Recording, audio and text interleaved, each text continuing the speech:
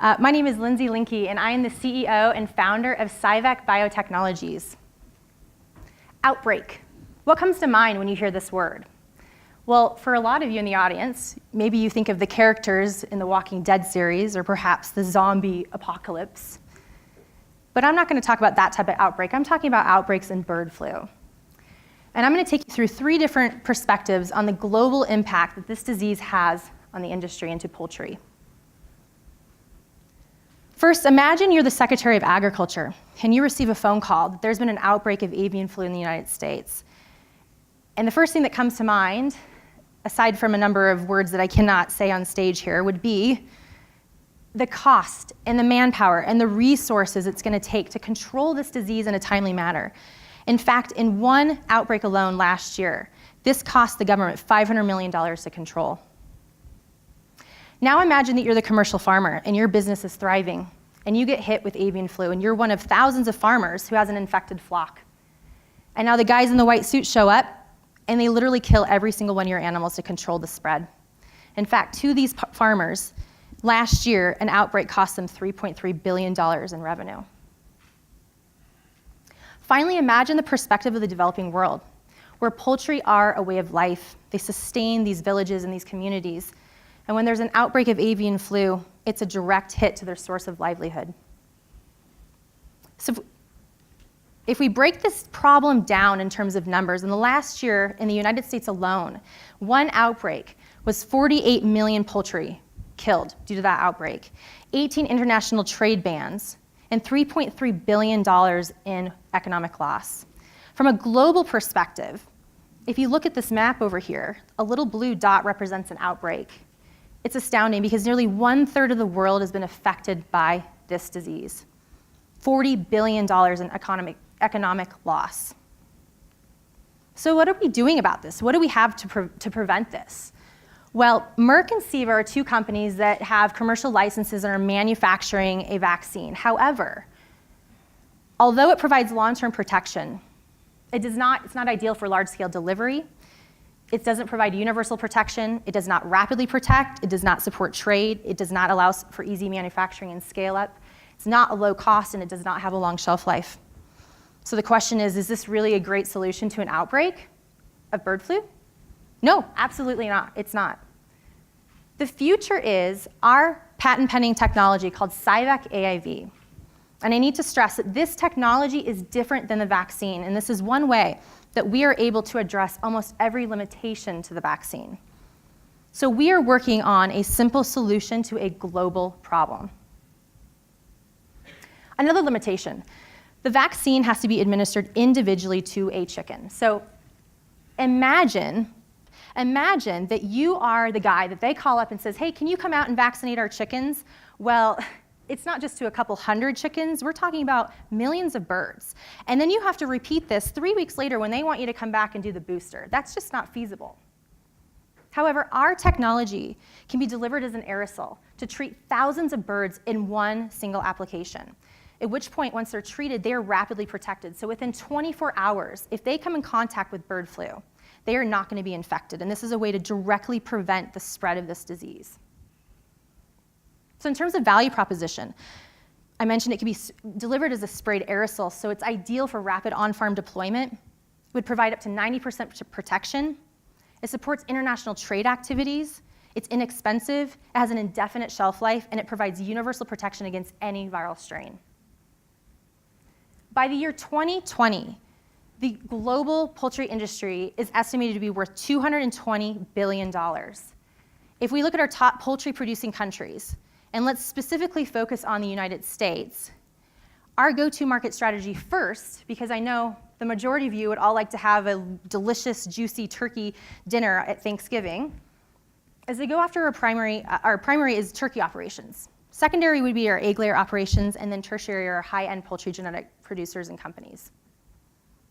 In terms of investment opportunity, here what we're looking at is a scenario of our projected growth revenue if we were to license out and receive a royalty off of this technology. So this is over the 4-year plan, the United States as well as globally, and this is a snapshot of what we would be projected to bring in for one outbreak in Turkey in layer operations. So it gives you an idea of the scale and the potential for revenue of this technology. But where are we going to generate this revenue from? Well, we've had conversations with several big global animal health companies who have all expressed interest in our technology. In addition, these companies all have very strong global channels to the industry. But I also want to bring you back to USDA. I need to stress, their endorsement is really key to the implementation of this technology. I mentioned the cost, the manpower, the resources it takes. It is a huge burden to the government when an outbreak occurs.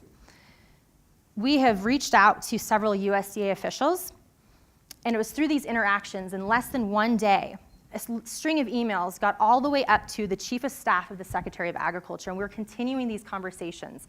We're getting feedback from them and receiving their endorsement. And then finally, poultry farmers. What do they want?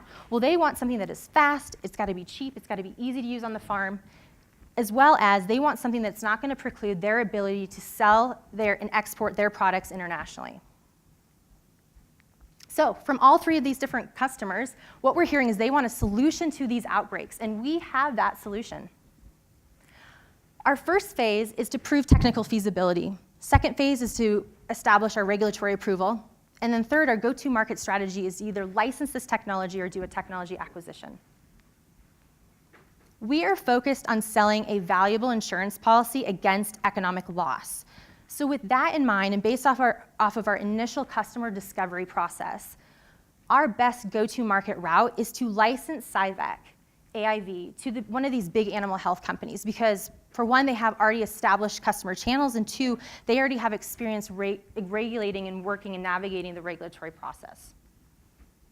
And in particular, we're going to focus on Merck and SIVA. As I mentioned, these are two big players. They already have licenses for the avian flu vaccine. So the busyness of this slide is really meant to illustrate the depth of knowledge and experience and talent that we bring to the table. I mentioned I'm the CEO and founder. This is a technology that I developed when I was doing my PhD at CSU. Also joining our team is Ms. Darcy Mora. She has nearly a decade of experience doing research development or vaccine development for USDA. And then I have a long list of advisory teammates. Can't get into detail who these are, but these are research veterans. They have experience in the industry. They understand the regulatory process. They are financial analysts. Together, our team, the strength of our team is going to ensure that we are successful as we move forward. In addition to our team, we're leveraging our resources. But what I'd like to draw your attention to is these personal relationships with the stakeholders in the industry and how important it is that we maintain this dialogue so that we are developing this technology to meet their needs. Here's projected revenue and expenses, but what I want you to focus on is our plan to raise capital. First, we're going to go after non-diluted funding mechanisms, specifically the USDA SBIR mechanism. I've had conversation with the program officer there who has indicated because your technology is addressing avian flu in poultry, that is a hot topic. So for us, that's fantastic news. It means that we're going to be very competitive when we try and compete for these types of funds.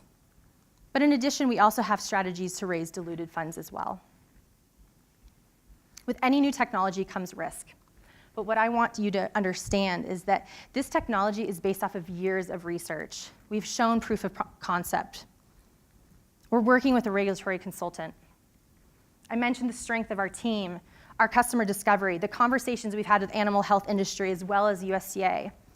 We're also in the process of hiring a business driver, so we're flexible. We want to do what we can do to be competitive and to move us forward. And we also have a clean FTO, so a clean freedom to operate path as we move forward. So in summary, we have a patent-pending technology that is a revolutionary product that meets the needs of both a growing US and global market that has been endorsed by both government and industry, and the punchline, no need to fear that zombie chicken bird flu apocalypse. No, because SiVec Bioechnologies truly does hold the key to change the way we address bird flu worldwide. Thank you.